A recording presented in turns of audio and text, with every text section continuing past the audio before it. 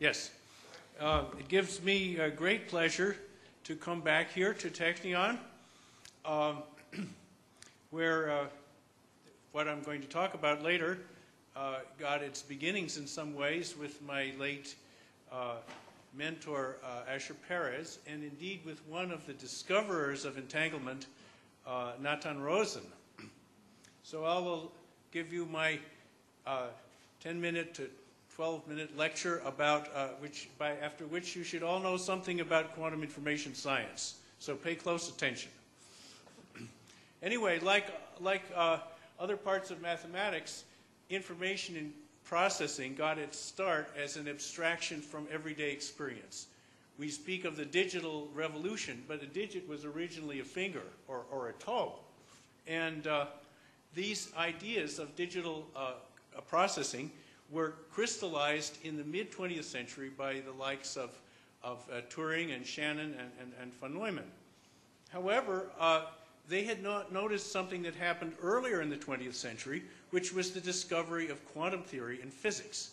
And at the time, people thought quantum theory was something that had to do with physics and chemistry, but only toward the last quarter of the 20th century did it become clear that it really was the best theory for expounding the nature of information and information processing. Now, conventionally, and in most people's everyday experience, information is what a physicist would call classical. That is, the states of an information processing device or a memory are distinguishable, and you can observe them without disturbing them. And if you have a memory that consists of several elements, you can specify its state by specifying the state of each one. For example, if I have 8 bits, I specify them by specifying the state of bit number 1, 2, 3, 4, up to 8. And then I'm done. However, physicists and chemists, if you'd asked them, would have known that tiny things don't behave that way.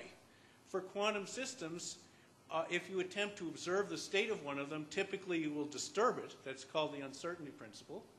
And also, and perhaps more profoundly and more confusingly, if you have several particles, it's not generally sufficient to specify the state of each one in order to specify the state of the whole.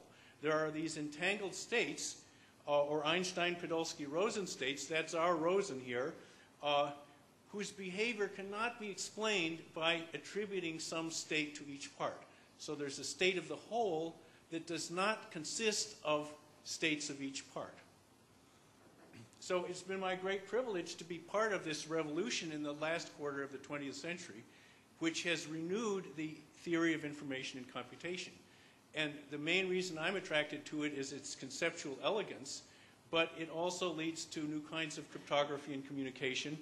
And indeed, if a quantum computer can be built, which is a tremendous but probably doable engineering task, some problems, even of classical mathematics, just computational problems such as factoring large numbers, can be solved much more efficiently. I'm going to give tribute to my alive and deceased mentors and some of my many collaborators.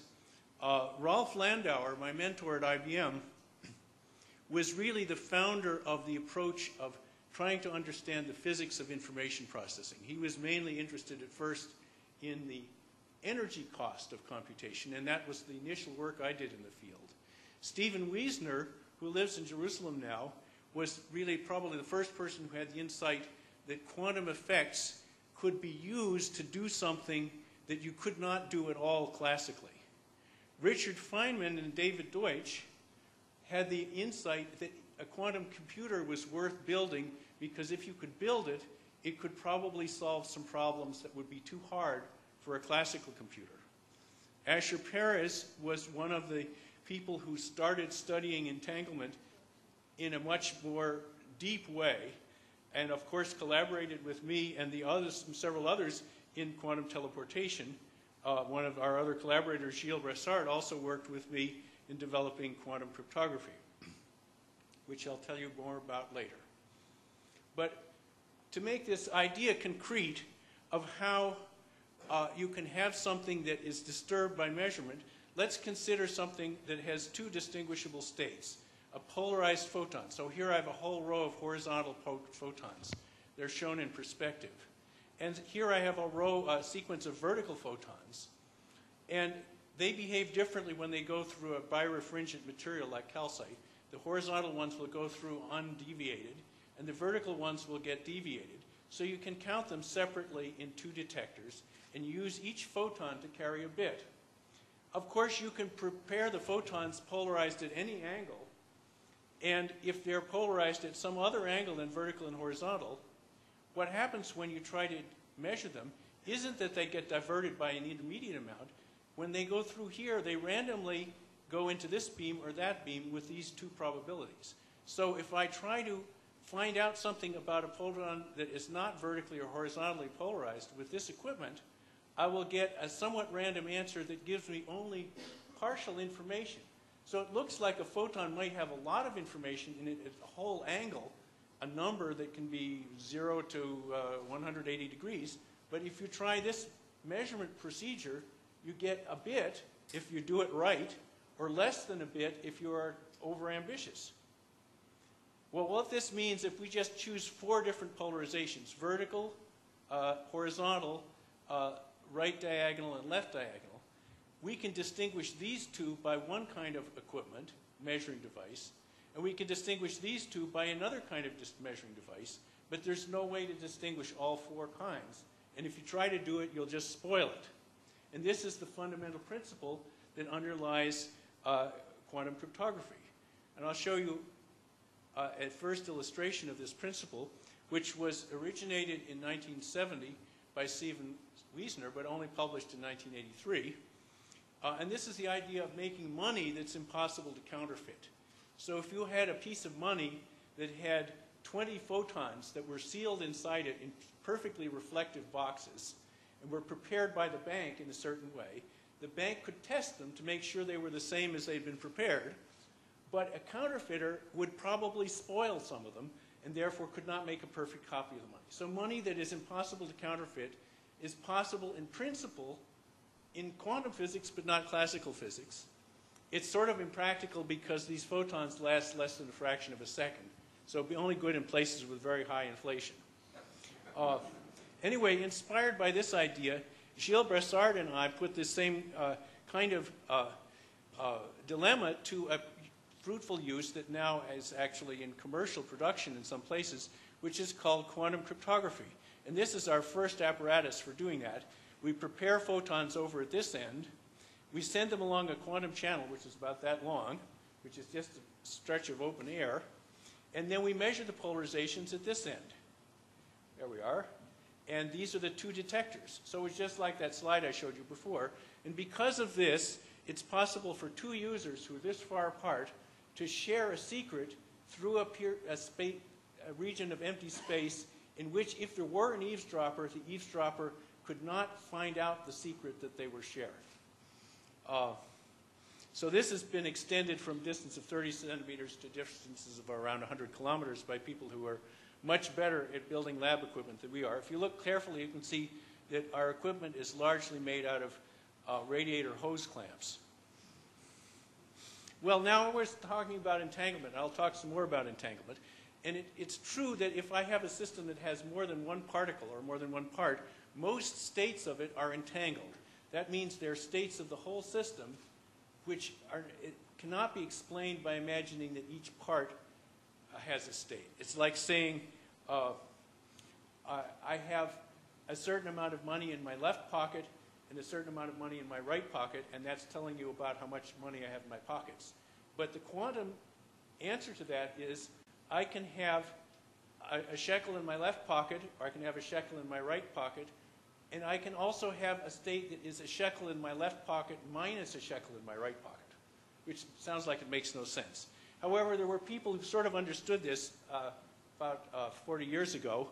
I was in San Francisco around this time, and there were a lot of people, hippies, who sort of looked like this.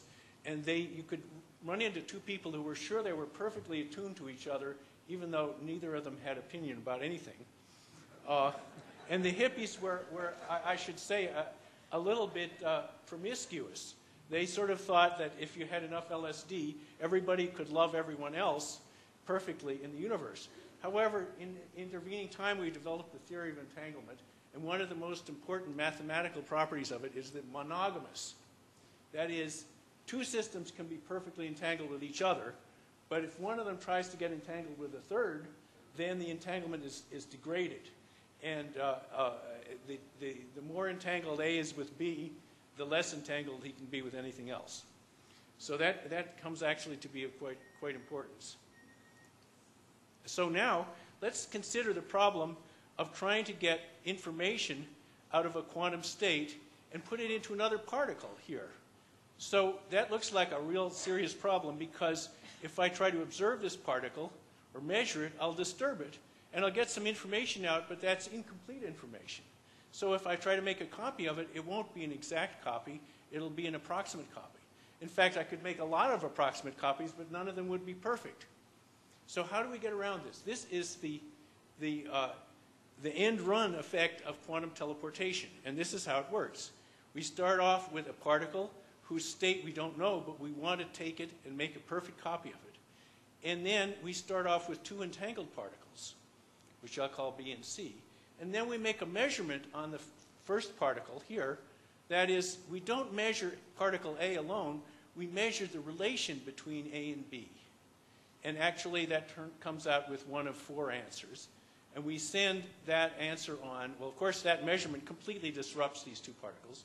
We send that answer on to the receiving station, where we use it to rotate particle C in one of 4 different ways. And when you do all that and work out the math, particle C comes out in the same state as the particle A was in before you destroyed it.